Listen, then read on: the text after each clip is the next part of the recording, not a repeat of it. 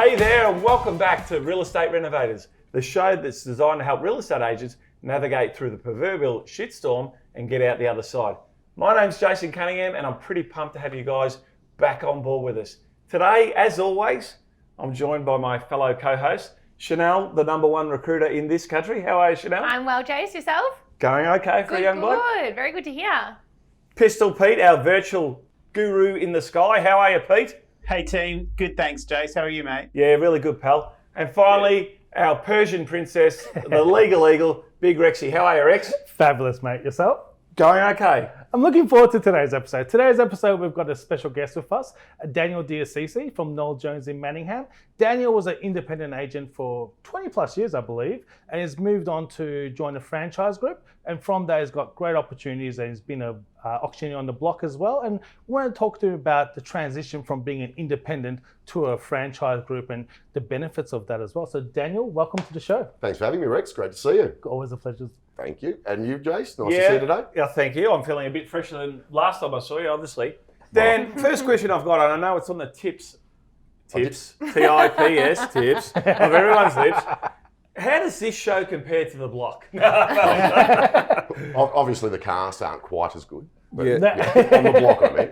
Correct. Yes. So, no, Dan, as Rex mentioned, you took a big leap of faith. You're an independent brand, That we were, 20 odd years, yeah. and then you decided to join a franchise-ish type group. Yeah, I consider ourselves a bit of a hybrid model, to be honest. Yeah. Yeah, What made you make that decision? Truth be told, it wasn't even on the radar, but we were approached by, well, we won't name brands, but we'll say one of the red brands that used to exist in Victoria pretty predominantly. And it made me red. Plant? They Blue went green But, recently. New South Wales might have been involved in that, but we'll move right along from there. Okay. And I guess it opened my eyes to looking into it a little bit deeper. And having been an independent for 22 years, you sort of think yourself, is that big green curtain that's going to be pulled back from the franchise group, and all of a sudden these wonderful processes, systems, training, and all of that sexy stuff, is that all going to be there for you, or am I doing it okay by myself? So yeah, bit of research and a bit of digging, and decided to run with the Noel Jones Group, which was I don't look at us as a franchise. We're a boutique group of offices owned and operated by its members of the franchise rather than a corporate office per se. I could see your passion there, Dan, and I've got to also say, I don't mind his sort of animation. There's a bit going on there for Dan. Oh, sorry. He may have taken that from the block and brought it to our show. I'm not really sure, but Dan, I'll tell you right now, I'm enjoying it. But no, seriously, what goes through your mind? I mean, 20 years under your own brand. Yep. And then to take that leap of faith, what happened? There must have been something that happened to make you make that decision. Look, truth be told, I guess there was always challenges in recruiting, being an independent brand. And obviously, Chanel knows better than most about that. In addition to that, I think what really triggered the thought process was, and I'll use, I guess our friend Rexy loves the American basketball. You can play one-on-one and win every game, or you can join a team and actually win, I guess, the grand final. So I guess I looked at it as, we didn't want to be a number on a pecking order, number 127 of the franchise group. Yeah. Wanted to remain a little bit independent, have our own influence, but if you can, I guess, bring together the knowledge base, because as we know, if we're not training ourselves and keeping ourselves learning, bring together the knowledge base of a broader group, it sort of help push us into the next level. It's a bit. Oh, sorry, Rex. Please. No. I was actually also going to talk as well. Oh, so everyone's going to fucking speak at the same time. ladies So I have got my back to you.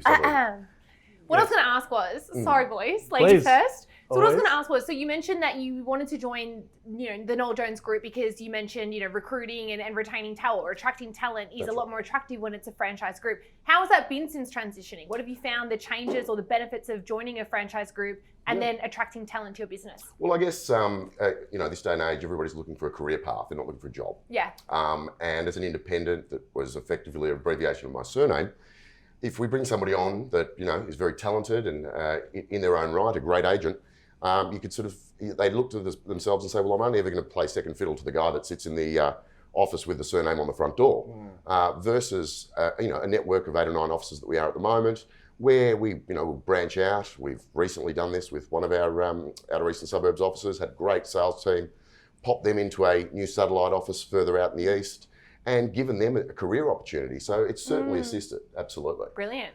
Fantastic. So, Dan, one of the big things about joining a franchise group, I assume, is the opportunity to collaborate and achieve synergy. Absolutely. And with synergy, if you get synergy right, supposedly the whole becomes greater than the sum of the parts. And that all sounds great and rosy, Chanel, but sometimes it doesn't always go to plan. Can you tell me, is there some conflict that exists amongst the group? If I'm being truthful and honest, I'd say honestly now, no. There has been. There's always teething problems. Estate agents are pretty self-centered people a lot of the time, so we all have our big ego and all want to have our voices heard. But I feel that we've ironed those bugs out, and we've really got a close network, good group of people that have a common goal and want to work together and assist each other. Because your group's a bit different. It's not necessarily a franchise per se. It's more of a co-op, Rex. And It is. I mean, I know you've been involved with the establishment of the new structure within the organisation. Can you share with us the difference between the co-op versus the franchise model? If you don't mind speaking openly, Of course. the difference between their franchise as opposed to other franchises is that all the franchisees own an interest in the franchisor. By having that, every single franchisee has not just an interest in it, but they're equity holders in it and have a say in what happens in the franchisor on a day-to-day basis, which is really helpful. And Dan, does that sometimes cause conflict? I mean, if you're wearing two hats, one being the hat of the individual franchisee, say you're in Doncaster. That's right, yep. So you've got the Doncaster hat on, but also you wear the same hat, or a different hat, should I say, when you're running corporate. Are there challenges there? Look, naturally there are challenges, a bit of a learning curve, of course, but we established a board that the other franchisees entrusted myself and a couple of others, including Mr. Cunningham sitting to my right, that sits on our board of directors now. Non-executive Non-executive, director, I might so add. have no responsibility whatsoever. But does keep us accountable. So I guess just having that synergy within the group, as you touched on earlier, means that the broader group have entrusted the four of us to move the brand forward in a direction that we'd all like to see it go, while taking on the input of the broader group. So I think it's working quite well in the last sort of 24 months or so. Guys, got a quick question. Daniel, when going from non-franchise to franchise, like if you were to talk to someone going through that process, what were the three main things that you were looking for that change? Why did you change? Fair question. I guess for myself, it was thinking about having a broader reach. This day and age, real estate's constantly evolving. Naturally, we can't all play full forward, full back and ruck. So having that network around me enabled me to service our clients to a greater level. We work both through the residential market and commercial and industrial markets. So we find ourselves with clients with broader, requirements, and being able to pull in the skill sets, the knowledge base from other directors, and being able to service those was probably the primary factor. That was the real number one reason. Daniel, the explanation of your group is very, very different to what I hear in the general franchise group. And I'd probably challenge that franchise is almost the wrong word for it. I agree, yeah. I like to call ourselves a bit of a hybrid model. And I think while directors have an invested interest in the actual corporate entity itself, it enables us to all work for that common goal. We're not sort of worried about our little territory here or there, or whether we're going to cross a boundary because that side of the road belongs to that office. We are working as a unified group of officers and find ourselves, pulling the best person for the job to accommodate that particular client and getting past all of those red tape issues that, in my limited experience and exposure to some other franchise groups, perhaps exist a little bit more strongly. You know what I find intriguing, Dan? What's that, mate? Is that if I was to start up a real estate business, like just from scratch, I would be attracted to the franchise model because they've got the systems, the processes, things are set up. But they've also got the branding. And they've got the branding as well. People know their name. Yeah, but Dan, in business for 20 years and then makes the jump, I find that intriguing. Yeah, fair call. I had, believe you me, many sleepless nights thinking about whether or not to, give up 22 years of a brand you've built, and I hope reasonably successfully. It paid the bills. There's a bit left over for the odd holiday. Hopefully 11 months of the year, but not quite there yet. Your name's not Rex, mate. No, this is true. Yeah. So Rex works a good, honest 3 hours a week. I think as an independent, and I'm sure many independents out there would know this, how this feels, the buck stops with you each and every time. There is nobody else to rely upon. I know now, having travelled a bit over the years. In recent years, going overseas, even last year for a few months to get married, I could call on my fellow directors to pop in, help my staff. My sales staff were jumping into their sales meetings. We had our PMs supported by other officers, and I could leave with a bit of peace of mind. Sure, you're still on your emails and your phone, of course, because when you're in real estate, you live it, breathe it, and own it. But you find that you could call on your colleagues and have that reliance and hopefully be able to offer them the same in return. Chanel, tell me from your experience. Sorry, Big Ben, I've just cut you off twice. That's right. And this is your apartment or penthouse. Sorry, Big Ben. Do you mind if I just ask Chanel a quick question? Please. Chanel, in your experience, do you find it easier to attract talent to a franchise group or independent office, or does it not really matter? 100% a franchise group. I'll be completely transparent here. We actually don't recruit for independents purely because they rarely have the cash flow available to be able to pay recruiters. So we. This sounds like very much a pitch for your business there. It's not a pitch for So business. we don't recruit for independents, and we're really fucking it's expensive. not that we don't. It's just that it doesn't really come up typically, to be honest. The industry the real estate recruitment industry, we are incredibly candidate short and client heavy. So we need to be selective with our clients, and we need to provide our candidates the best possible opportunity to succeed. So if I had an independent and then say a Noel Jones, the candidate will of course be drawn to the franchise group. And when I'm pitching that business to a candidate, there's so many benefits of it. And it tends to be a lot surrounding career progression and growth over independents where it might be, there's a director that runs that, it's their business and you're just sort of a number in that business. So unfortunately, it does always tend to be that the franchise groups will always win if there's a case of a candidate interviewing with multiple agencies. Can I ask a question about the transition of clients and landlords, vendors, etc. Going from an independent to a franchise, how did you find that? What was sleepless nights. No, in short, look, we certainly made sure that because we did build effectively a family business, if you like. So we certainly made sure that our client base understood that although the colour on the door was changing, the service and I guess that personal connection that we try and achieve with our clients wasn't going to change under any circumstances, right down to the point where we had an open day when we rebranded, and I think we had somewhere in the vicinity of about 600 or 700 clients walk through the office in one day. Wow. We fed them a lot of booze, so they were happy. Yeah.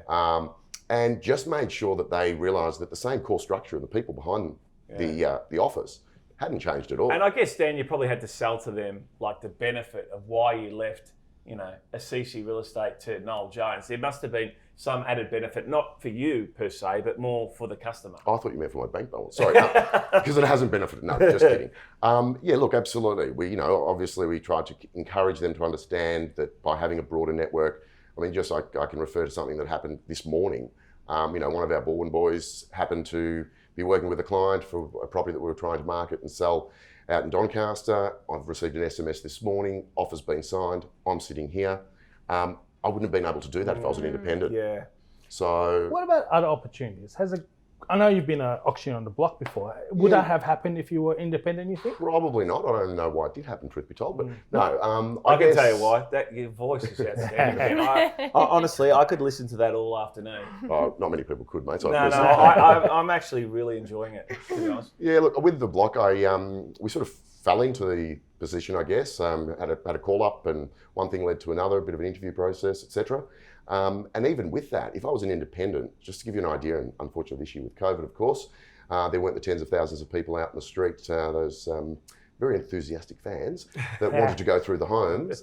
So it wasn't done this year, but I think we operated on that open day, we operated from about 7 a.m. till 8 p.m.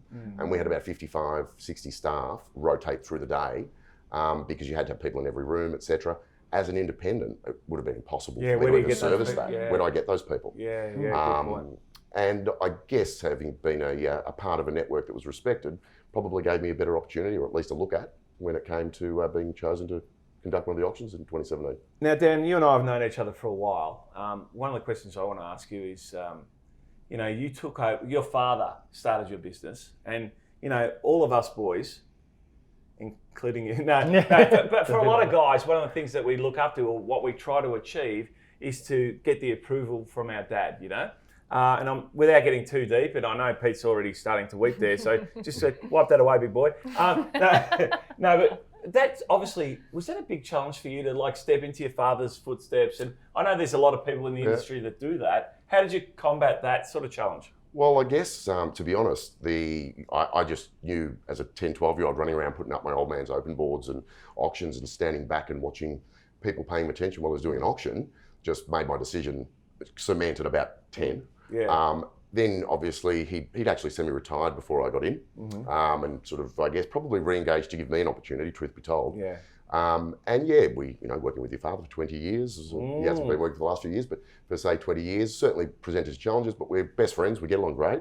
I'd say the hardest thing about moving from an abbreviation of our surname to a Noel Jones Group was building up the courage to tell my father I was taking our surname off the door. Yeah. I was like, is he going to hate me for this? Will he ever speak to me again? But ironically, and I sincerely gave it a lot of thought, how am I going to approach this? I probably practiced more than I even practiced my auctions on the weekend. But that's actually a very valid point. But it was great. Good news be told, I mean, he changed his surname to Smith a couple of years earlier. No, I can understand that would be a big challenge, particularly, Yeah, but no, he was surprising to myself. He was actually very supportive of the idea. It was, it's your business. You built it. Do as you wish with it. You paid for it, so do what you like. It's not my problem anymore. No, but no, he was very supportive of it. And I think as any parent, they want to know that he saw it as knowing that there was other support around you rather than having to, I guess, carry the buck every time it stops. Dan, I want to ask you a question, and I know Chanel's dying to ask another question. Just the way you're looking at me, Dale, with the bedroom eyes and stuff, I don't think that's appropriate. I can't help it. Have you seen him? Look at him. No, Dan, it's not. I mentioned last time we had a great guest on the other week, Rob, who's a really good guy, runs a great business, but it's not all beer and Skittles, is a phrase I like to use. And certainly not.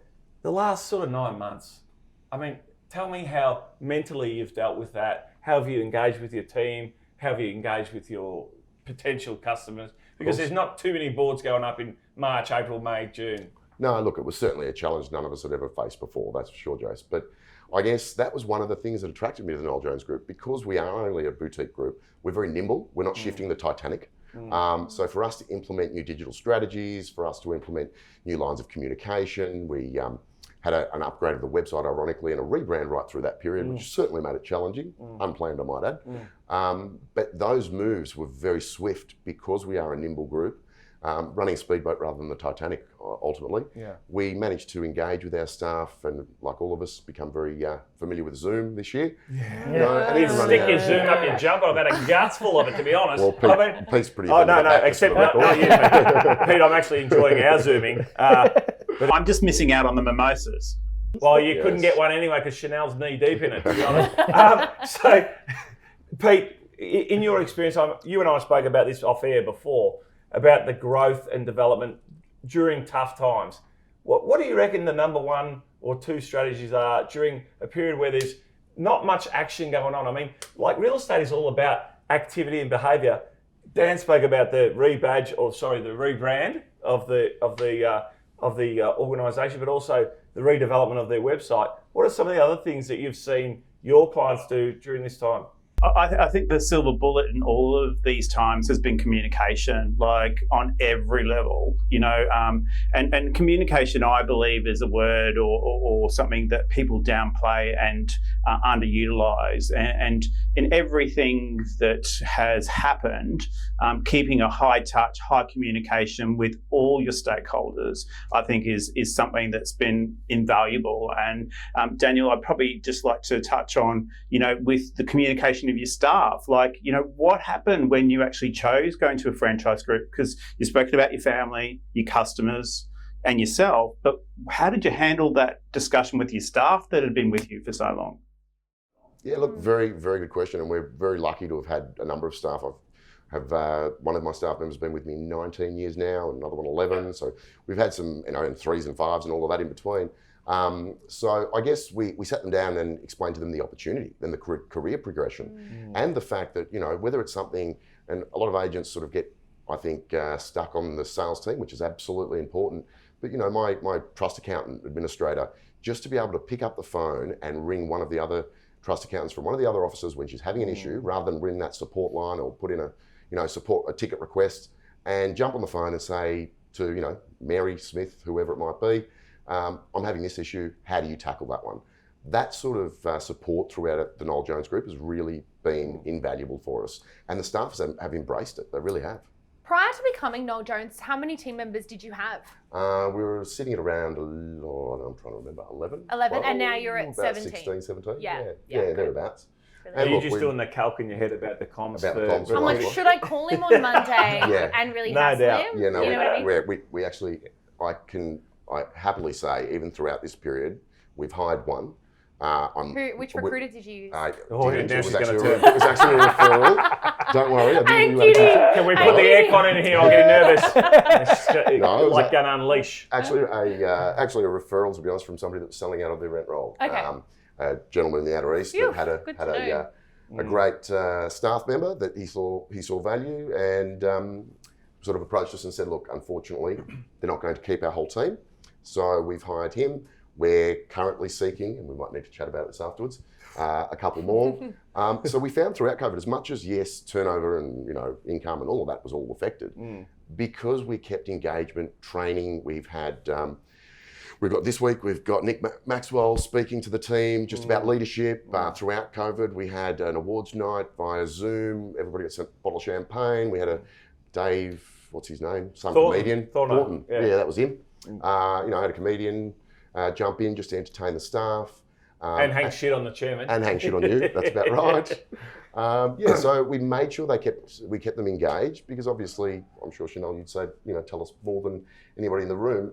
Don't suck up to Chanel now that just because you didn't use her. Yeah. I'm trying to get a discount. Can I ask, Daniel? So we talk a lot on this show about culture and how the culture basically stems from having, unified goals in place, the direct, and people are drawn to a business because of the culture that, is created by directors. So obviously switching from an independent to a franchise group, your goals are now aligned with obviously what the Noel Jones franchise group have in place as well. So how did that shift go and how did you sort of cultivate a brand new culture switching from an independent to a franchise? Can I just say one thing? That's a cracking question from you. Thank you. Now you're 10 samosas in or whatever it's called. That's outstanding. No, but also, don't She's the discount... brains on this. No, all day long. But don't discount the fact that he arseholed her from a recruiting piece. And she was in the shits. She was legitimately, I saw the way you are. And then you come back with that ripper? This is good from you. They zoomed in on my pupils when I asked that question about the recruiter. No, you would have seen them. You were tense as. So, sorry, Dan. No, you're right, mate. Yeah, look, very good question. I guess, Chanel, to be honest with you, that was one of the elements that attracted me to the group because I spent a fair bit of time with some of the other co-directors and I realised that our cultures already aligned quite closely. Yes, absolutely, there were some slight tweaks, but I would say that the Noel Jones Group is akin to a community-based family business. Our core values are very community-focused. Yeah.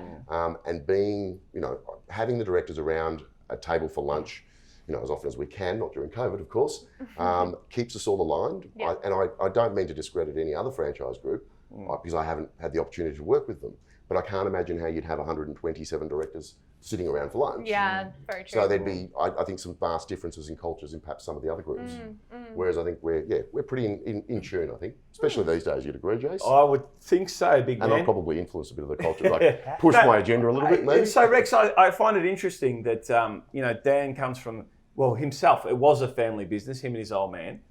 Sure, they took the D off the surname and ran it as CC Real Estate, but was attracted to a similar type of culture, Chanel. Dan was speaking about like a family culture and all that sort of stuff. And I think that sort of fits into how he was behaving beforehand with his number one lawyer, which is that other guy, John, over there. No, I'm joking, bro. You're not going to respond to that? I don't know what to say. That was it a question or a statement? No. Can I just say one thing about Noel Jones, which I found intriguing and I enjoyed? Now, there's a lot of real estate agents, or most firms do it, or most brands do it, where they give something back to a charity. And one of the things that Noel Jones did, was it last year? Beginning of this year when we engaged this year. There's my memory for you. Yeah. Obviously, I've been on the samosas with Chanel. It's mimosa, not samosa. Well, that's why. Jesus Christ. He's had way too many. Now we're using the Lord's name in vain. Is that what we're doing? Anyway, back on track, big fella. So what is it, mimosa? Mimosa. Yeah, samosa is a food, isn't it? Or is it just a word I made up? Anyway, let's Definitely not a drink. No, let's get back on track. the charity you guys chose. Yeah, the Big Umbrella. Yeah, tell us about that. Yeah, well, look, we've had a long-standing arrangement with a national charity, which I won't mention. And look, it's been great, and they do some amazing work. But again, because we have that, I guess, real in-touch community focus for our group, we felt that we were just a donator on the pecking order, if you like. We wanted to get down and dirty with something a bit more local for Melbourne. This is our city, is what we love. So we partnered with the Big Umbrella, and our directors have been out and had fortunate enough to prepare, I think it was about 280 odd meals. Yeah. And they're at Fed Square a couple of nights a week. I can tell you that through this COVID period, I was chatting with Justin just in the last week or so from Big Umbrella. They're feeding somewhere in the vicinity of 2,000 people a week. Yeah. Wow. So we donate a percentage of every one of our sales to the Big Umbrella. Yeah. But we were doing that with a previous franchise. The difference here is our staff, the team building and the networking, and it really makes you appreciate what you've got. I mean, that's get out there and do it yourself. I mean, can I just add something about the Big Umbrella? And I'm biased because I was sat on their board of directors for a while. They take $0 for themselves. Yeah. It's purely volunteer. Rex, I went on that night, right? And I've done it many times before. Yeah. And I mean, I'm very much adverse to manual labour, doing any sort of physical sort of work, right? And it was one of the most uplifting experiences I've ever had in my life. I mean, I wouldn't have thought that there was that many people looking for a meal down at Fed Square there. Yeah. And we went on, it was like a Wednesday night or whatever. And we rolled up. So first you had to go and prepare the meals at Docklands, and then they carted it down to Fed Square. And the amount of people that came up to get food, there was 200 and something. 270, 280, something like that, I think. Astronomical, right? Yeah. And the thing about people living on the streets or doing it hard is it doesn't discriminate, right? Yeah. So we met families, we met just single guys, we met older people, younger people, we met people that obviously, drug affected and all that sort of stuff. But the big part of it, like we served up the food and then we served it for ourselves and then we sat down and had conversations with these people. And I walked away thinking, what problem do I have? And how good did... Very humbling, wasn't it? Absolutely, yeah. There's great experience. no better gift than that. No, and the dude said it to us, Rex. Yeah. The dude said it to us at the start. He goes, you think you're going to help these people out and they're going to get a lot out of it. He goes, I promise you, you'll get more out of it than the people that we're feeding. Was it Justin? Justin. So Justin sacrifices his entire life for this. He still lives with his, he's moved up with his parents. He had a really good paying job. He sacrificed his entire life for this charity. The guy's a saint, absolutely. And he really is, and takes $0 as opposed to, I've sat on a few boards of different charities and they take $0. As opposed to Rex, it takes a minimum 25 grand fee every... No, I'm only joking, Rex. Well, that's what attracted us to us, because it was actual, rather than a national charity where you just send them a check based on your turnover for the last 12 months. Yeah. And they want a minimum contract commitment. It really became dealing with a corporation. And the most we were engaged was when we went to their balls and their gala events. This is very different because the amount of staff that have relived that experience of actually being out there and want to do it again. COVID sort of put some restrictions on that, of course. We've actually got a list for the next 6 months because we can only send, I think, 10 at a time or thereabouts. So that we can get all the staff through it because it's So your whole team is involved in assisting every with office, charity. every staff member. There is a percentage that we've decided to donate out of every sale that we make through every office. Beautiful. We do some other fundraising events for them throughout the year. This year, being COVID, a bit less, but because we sponsor sort of community events like the Maroondah Festival and all those sorts of things, we'll run a donation box sausage sizzle and whatever we can to just generate some funds. I think last year I've taken my teams to them a number of times in the past. I think I invited you to one of them. Yep, that's right. It's such a good team building. 100, and I think this is what we build on when it comes to the culture. It was really interesting. So I was reading a CCAD the other day, and it was like benefits of joining this business. It wasn't my CCAD; it was another CCAD. Sorry, what's a CCAD? When you post a job on Seek. Oh, a Seek ad. An I ad thought you Seek. said a CCAD. No. So I just got to work on the hearing there, A Seek ad. So one of the benefits was birthday cake on your birthday.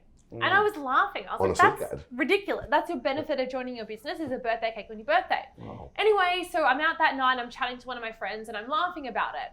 and actually said, well, my company used to offer a birthday cake on the birthday and everyone enjoyed it because we all sat together, and then they took it away.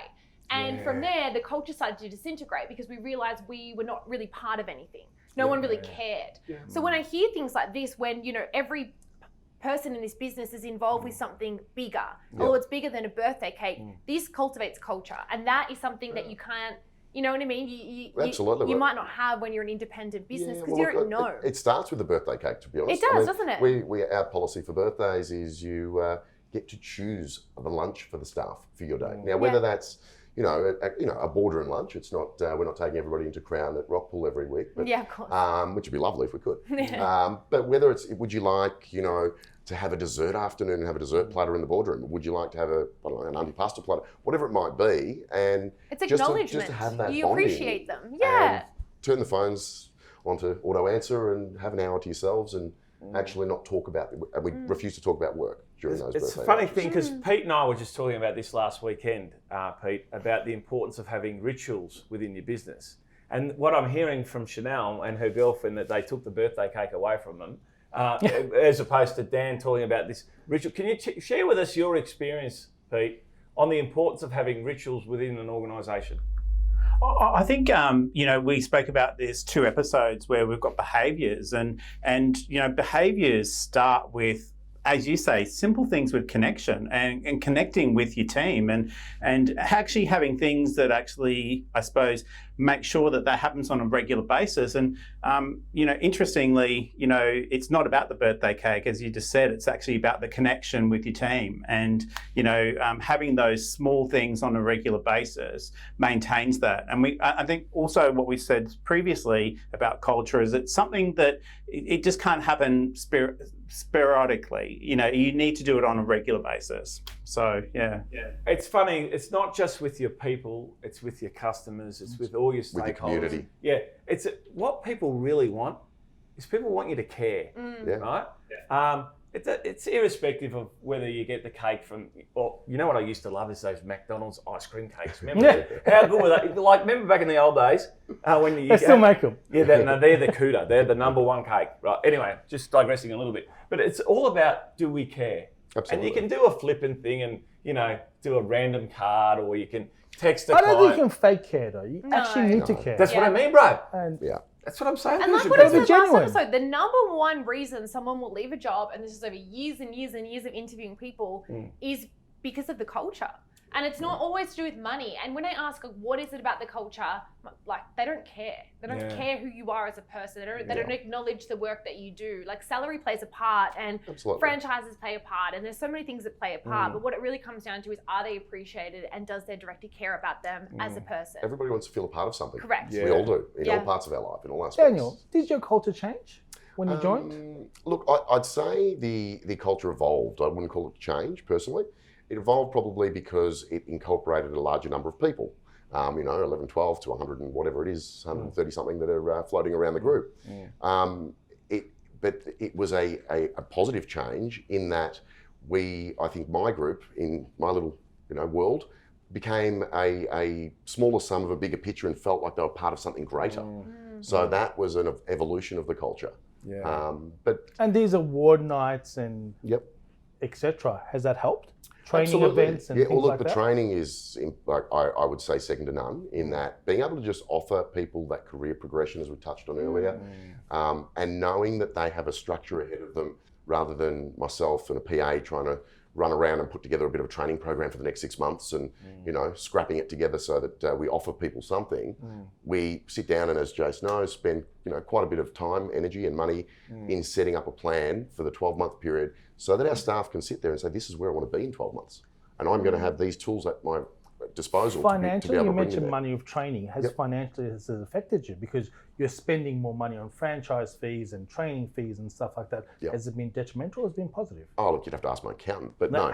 And I would have thought that would be the question from the accountant. No. Mr. Lawyer, I'm taking over. I have an accounting degree as well. No, look, I mean, obviously, you only get what you put in, and that's with everything in life, whether it's your effort or whether it's your financial investment. So sure, we've invested more. But I believe the returns are not necessarily even financial returns. But that peace of mind of being able to go on a holiday and know I've got fellow directors looking after my office, what's that worth? Yeah. Put a price on it. Yeah, it's a good You know, point. went and got married where I wanted to for as long as I wanted to. Put a dollar value on it. Amazing wedding, by the way. We had I some was fun. fortunate enough to be a guest, but amazing. Yeah, so, you know, yes, it's you spend, but I'm a firm believer that with people, with business, you get what you put in. Dan, can I come That's back to the point you raised before? And I don't mean to cut across you. No, you're right. Yeah, but probably I talk too sort of, much. I got that gift, you know, like where there's a void, my voice tends to fill it, and I need to work on that as a person. Pete knows that. A few bedroom conversations we've had, a bit of pillow talk with Pete and I. But anyway, that's another subject, and we need to stay above the line, Pete. Stop looking at me like that. Above the line, big boy. No, but I want to touch on the point that you raised that everyone wants to be part of something. Absolutely. Now, if you look at our culture here in Melbourne, we're very much restaurants and we're sport lovers, right? And so we follow our football team or our soccer team or basketball. We follow it passionately. I want to touch on that a bit more about being part of something and how important is that within your organisation and you as a person? Oh, look, I think it gives you a new lease on life. Having done this now, coming into my 26th odd year, you know, that move from the independent to joining this boutique hybrid franchise, we'll call it, I feel that it's actually given me almost regenerated my enthusiasm for the industry because I'm now part of that basketball footy team, whatever we would like to refer to it as. And you find that you don't want to let down your partners. You don't want to let down your team members. So it reinvigorates you. It gives you the ability to be able to bounce ideas off people that are, I guess, going through similar experiences or have gone through similar experiences to you. So look, anybody that was looking to join a group, I would just say they'd have to find the match for them. Some people just want the brand, and that's fine. There's nothing wrong with that. That's what works for them. Some people want to really make create a culture that they're a part of that team. So work with what works for you. Dan, before we finish up, a thing that Pete's really big on is the whole planning piece. And Pete talks often about begin with the end in mind and build a plan. Might have heard you say that once or twice before. Once or twice, maybe. Maybe written a book or two about this. Maybe. Yeah. Hence why Pete and I have conversations on a Sunday morning. Petey, don't get ahead of yourself, young man. No, so Pete, can you talk, and Dan, I want you to share with Pete, I know that you're a big planner, I've seen what you've done with your strategic plan. What does it look like for the next 3-5 years and beyond? For the group or for... Yeah, for both. I want to hear about Doncaster and I want to hear about the group. Well, for Doncaster, Chanel's going to recruit me some amazing talent. She's good at what she does. She And, just recruited my PA. And she's really scary. And then I'll retire. No. For Doncaster, we're looking at a bit of a growth strategy. We'd like to satellite an office a little further out, maybe towards the Ivanhoe direction, whatnot. But as a broader group, we've really sat down and, with a lot of your help, Jace, I might add, planned what we want to look like in 3 years, 5 years, and so on and so forth. We're not looking to be a 150 office network. It's just not, that doesn't fit our culture. Our idea is, I guess, to recruit from within and hopefully externally, bring on, probably see our number peak out at somewhere between that 15 and 20. We sort of look after that, inner east through northeast region predominantly. Primarily focus on people that live and work in their area. That's a big thing for us because we're all part of our community in our What's offices. that catchphrase you use about the lounge room and... What's the catchphrase I use? I don't know. Do I have a catchphrase? No, I know what Did you're you talking say about. We had something a chat a little while ago about the differences in, I think, the way our offices operate in comparison to some others, and that is, and I don't mean this in any disrespect because every office operates differently, but I think with the Noel Jones Group, you have the director sitting in your lounge room. Is that what we're referring to? Yeah, I'm not sure we have. I think it's a more common occurrence in a boutique group, perhaps, than in an organisation that's large. Just because the director can't spread themselves that thin. It's not better or worse. But you don't really want a random real estate agent just sitting in your lounge room unless you're listing a property. Is that right? This is true. We don't just go and sit in people's lounge rooms. Oh, there's Dan again. Can we get this fucking guy out of our house? You know what I mean? If there's mimosa, maybe. Or samosa, whatever that is. Perhaps. I just make up words, random meals. Or drinks. Yeah, or drink, whatever. Sorry, Pete. Can I just jump in? Just going back to that planning piece, Daniel, like you talk about sort of going forward, but like when you actually decided, what was the mechanics of actually like changing? I think about where logos sit and like every piece of document and like that to me sounds like a nightmare to change. But so how far in advance to the sort of shingle changing did you start this process? Like what did it look like time-wise? Look, I probably opened lines of communication. Well, somebody approached ourselves, to be honest, initially. For almost 12 months, Rex helped me through that. I'll call it navigate through those 273,000 emails that we tried to figure out what was going on. But yeah, look, it was probably a good 12 months. And as I sort of said, Pete, it's something that you if you're going to do it, I personally wouldn't have made the change just because of the colour on the on the front door. But was 12 months long enough? Like if you had your time over, is that, if you're talking to someone else just about thinking about this, would you suggest 12 months? I'd suggest, first and foremost, they'd have to be ready. Once they're ready, if the group, and I can only refer to the one I know, being Noel Jones, have the right onboarding procedures in place, have the right systems in place, have the right support in place, we could certainly turn an office around from an independent to a member of our group within 30 to 60 days. So the mechanics of the actual, the physical tasks required, very easy. But mentally, you've got to be ready for it. Good, thank you. Good work from you, Pete. Virtual Pete, shall we call you? Hey, I think, Dan, that's just about enough that we've had. Heard enough I've of almost said me. I've had a fucking guts full of it. No. I think that's about enough time that we've got, Big Rex. We do. We've got Pete to go to as well. Oh, fuck. What? How do you forget How this? could I forget? Yeah. Before we finish, thank you from Rex. He's added one bit of value. I've been here 4 hours. He's given me one thing. Before we forget, sorry, Dan, we've got this little thing going on. I know. Well, you know the thing I I've watched got the going last on with episode. Pete. Yeah. So we're over to Pete's cheat sheet. Let's go, big man. So this week's cheat sheet tip, do you have a people-dependent business or do you have a systems-driven business? Have a think about it, have a look at it. If you were to leave your business for a 6-month period, would it run as efficiently as it does when you're there? This is where he comes to his own, Pete. Did you see how he elevated? Did you see that? The I tips saw. are good. Yeah, The it's tips like, are good. he's been waiting for 44 minutes. I nearly cut him off. No, Pete. You forgot about his He goes, cheat. get up. And then he's up and about away he went. I feel like it wasn't a Gandhi. No, that's what I thought. But you see the chest out, very peacocky on my way, And before we finish, I've seen you, I've been with you for a long time. Yeah. No, not like that. Today, I mean. Is that a little sort of, and we're selling? A little auction hammer. It was Well passed done. to me by my old man, to be honest. So, God, I didn't I plug throw into my the auction. I made it a bit heartfelt for you there. Yeah, thanks, man. I appreciate it. Hey, Dan, we've loved you having you on the Thanks show, for having mate. me. Great to catch up as we're always. big fans of yours. Chanel, you can't get better than you are. Big boy, well done, Rex. And Pistol Pete with the cheat sheet.